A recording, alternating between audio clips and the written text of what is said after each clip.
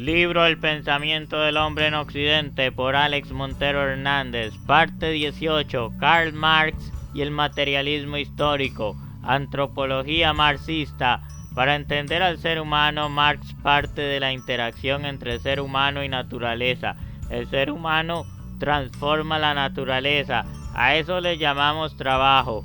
Al trabajar, el ser humano humaniza la naturaleza, pues la conforma con sus necesidades. Aún más importante, al humanizar a la naturaleza, el sujeto se humaniza a sí mismo, de modo que el trabajo viene a ser el lugar de la construcción de la propia humanidad. De este modo, Marx se aleja de la concepción usual entre los filósofos que ven al ser humano como un sujeto cognoscente, para proponer más bien la imagen de un ser humano activo y productor. Ahora bien, el ser humano que transforma la naturaleza es el ser humano colectivo. El individuo nunca es productor aislado, siempre está ubicado en unas relaciones sociales de producción.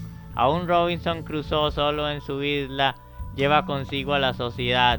Se viste, toma el té, lee la Biblia, caza utilizando armas, etc. De modo que su conciencia, actividades y manera de ganarse la existencia están marcadas por lo social. En consecuencia, el ser humano siempre es social. El individuo es solo una abstracción. Por ello se insiste en que el marxismo es una visión colectivista. Marx señala que estos sujetos que forman el ser humano genérico poseen una conciencia. Esta conciencia refleja su situación, pero ya sabemos que su situación consiste en una posición social ubicada en relación con el proceso de producción. En consecuencia, esta conciencia está determinada por factores socioproductivos.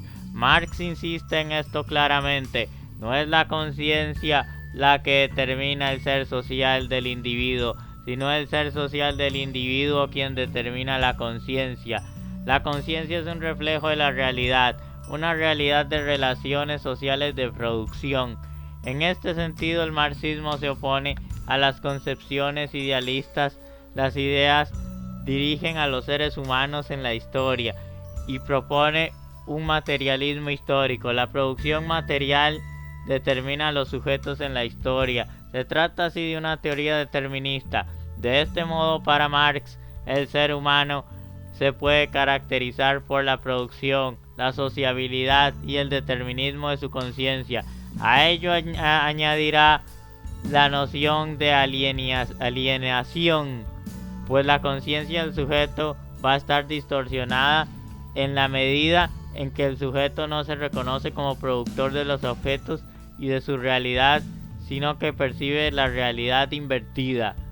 Análisis de la estructura social. La imagen de Marx nos propone de sociedad, reproduce la imagen esbozada del ser humano. En primer lugar, Marx coloca la economía como la base o infraestructura de la sociedad. En la base económica encontramos las fuerzas de producción, tierra, capital y trabajo. Estas fuerzas de producción están reguladas por relaciones de producción, que son las relaciones que tienen las personas en torno a los medios de producción. De este modo habrá personas que son dueñas de la tierra mientras otros carecen de ella, personas que poseen capital mientras que otros carecen del mismo. De la misma manera, algunas personas solo poseen su fuerza de trabajo. Las relaciones de producción organizan las fuerzas productivas. De este modo llegamos al concepto de modo de producción, que es la configuración específica que tienen relaciones y fuerzas productivas en una sociedad. El modo de producción feudal, por ejemplo, es aquel en que las relaciones de producción privilegian a los que tienen el factor tierra. Asimismo, el modo de producción capitalista es el que concede primacía a quienes son poseedores del capital. Marx opina que las relaciones de producción conducen a que la sociedad se divida fundamentalmente en dos clases antagónicas: la de aquellos que poseen los medios de la producción, clase dominante, y la de aquellos que carecen de los medios de producción, clase dominada. En consecuencia, la clase dominada, limitada por su falta de recursos, debe entregar su fuerza de trabajo a la clase dominante para poder sobrevivir. Marx indica que los intereses de estas clases son objetivamente contradictorios, por lo que la lucha de clases es un factor permanente en la historia humana. Más aún, llega a afirmar que la lucha de clases es el motor de la historia. Continuemos con la descripción de la sociedad. Sobre la infraestructura económica se monta la superestructura ideológica. Esta comprende al derecho, la política, la moral, la religión, la ciencia, el arte, la filosofía, etc. Es decir, todas las formas de conciencia. Ideología, según Marx, es falsa conciencia. En efecto, todas las personas perciben la realidad social desde la posición que ocupan. No es lo mismo ver la sociedad desde la perspectiva de un burgués que desde el punto de vista de un obrero. Cada una percibirá a la sociedad de modo que favorezca sus intereses y su situación, lo que hace que su opinión esté necesariamente distorsionada. Su visión de la realidad está formada por sus intereses de clase. La ideología es falsa conciencia motivada por la posición de la clase. La persona necesariamente tiende a ver las cosas así por su situación social, no por decisión personal.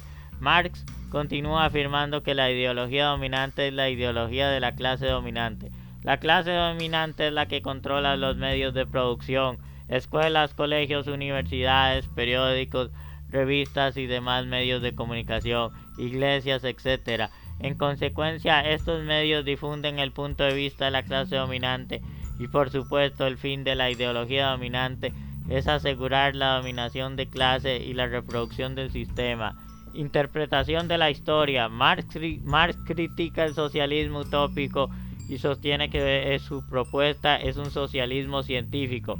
El socialismo utópico espera que la buena voluntad de la sociedad lleve tarde o temprano a que las personas decidan una repartición de los bienes y una igualdad social, lo cual es una completa utopía. Por el contrario, su socialismo es científico porque se basa en las leyes de la historia. Muestra cómo el desarrollo histórico conduce ineluctablemente a la caída del capitalismo y al establecimiento del socialismo. No se basa en la buena voluntad, sino en el desarrollo histórico necesario de las fuerzas económicas y sociales. Marx concibe la historia como una sucesión de etapas históricas en la que predomina un modo de producción. Al inicio hubo un comunismo primitivo, en donde todo era compartido por todos. No había clases sociales ni Estado. El Estado es el instrumento que utiliza una clase social para someter a otra. Sin embargo, en cierto momento aparece la propiedad privada y una persona afirma que algo le pertenece, excluyendo a los otros. Al surgir la propiedad privada, unas personas se convierten en poseedores, pero otras personas carecen de bienes, por lo que someterse a los poseedores para poder subsistir. Surge así la división en clases sociales, las cuales estarán en pugna. A partir de este momento, la lucha de clases es el motor de la historia. Se suceden una serie de modos de producción. Marx habla del comunismo primitivo, le sucede al esclavismo, el feudalismo, el capitalismo y finalmente llegaremos a un nuevo comunismo. Tras el comunismo primitivo viene el esclavismo, a continuación le sucede el feudalismo, luego el capitalismo y nuestro régimen actual. Según Marx, el capitalismo está inexorablemente condenado a ser destruido por sus propias contradicciones internas, para dar lugar a un nuevo modo de producción, el comunismo. El cambio de un modo de producción a otro lo explica a través de las leyes de la dialéctica histórica. Dialéctica es un concepto formulado por Hegel y retomado por Marx. Para Hegel, toda la historia universal podría ser concebida como un desarrollo continuo de las ideas. De este modo, la Revolución Francesa sería el triunfo de unas ideas sobre los ideales de la sociedad anterior. Este desarrollo de las ideas tendría la forma de diálogo. Dialéctica significa diálogo en griego.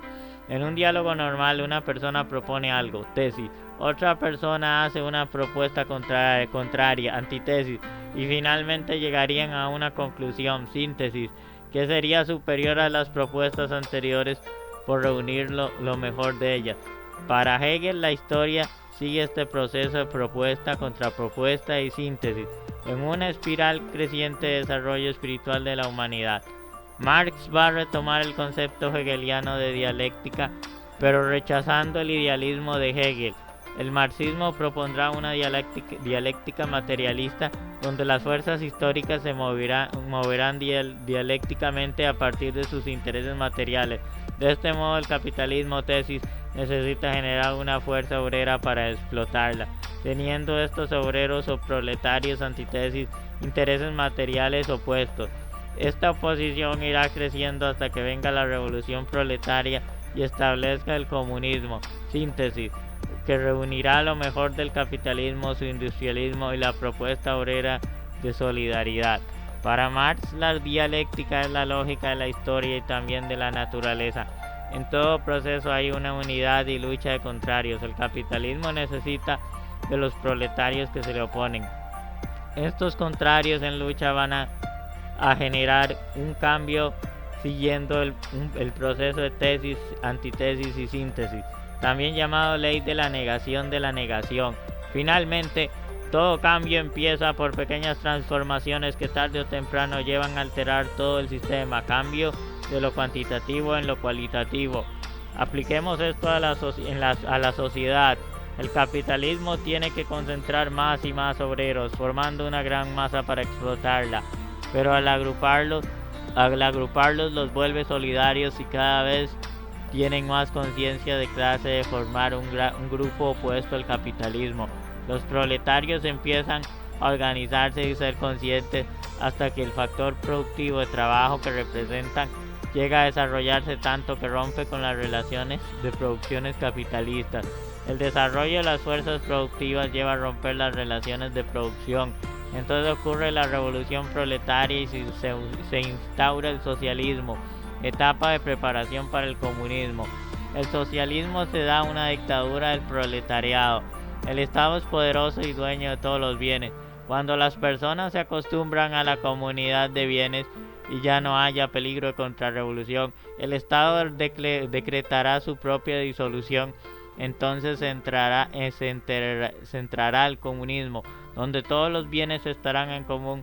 No existirá la propiedad privada ni por tanto lucha de clases. Cada uno aportará a la comunidad según su capacidad y recibirá según su necesidad. Fin de esta parte del libro. Nos vemos en la próxima edición con más de este interesante libro de filosofía. Chao, gracias.